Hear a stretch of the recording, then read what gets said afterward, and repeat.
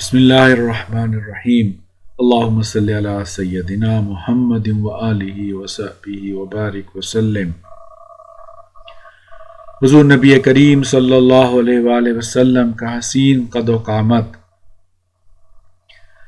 حضور نبی کریم صلی اللہ علیہ وآلہ وسلم قد کے لحاظ سے نہ زیادہ دراز اور طویل تھے اور نہ ہی پس قد اور قصیر، بلکہ معتدل اور میانہ قامت تھے۔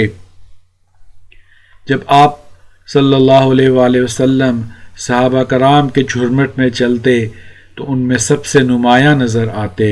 حضرت انس رضی اللہ تعالی عنہ فرماتے ہیں کہ رسول اللہ صلی اللہ علیہ وآلہ وسلم قد و قامت کے لحاظ سے تمام لوگوں سے زیادہ حسین تھے۔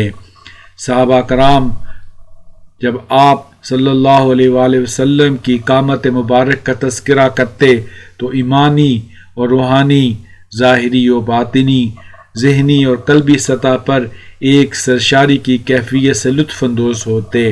آج بھی آپ صلی اللہ علیہ وآلہ وسلم کی قامت رانا کا جب ذکر پڑھا، سنا یا کیا جاتا ہے تو محسوسات کے گلشن میں ایک خوشبو نایاب مہکتی ہوئی محسوس ہوتی ہے۔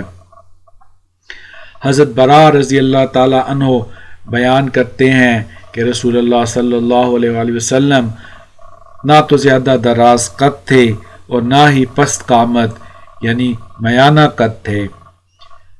حضرت علی علیہ السلام کے الفاظ یہ ہیں، رسول اللہ صلی اللہ علیہ وآلہ وسلم قد کے لحاظ سے نہ زیادہ دراز اور طویل تھے اور نہ ہی پست قد اور قصیر تھے، بلکہ آپ صلی اللہ علیہ وآلہ وسلم سب سے زیادہ معتدل قامت تھے۔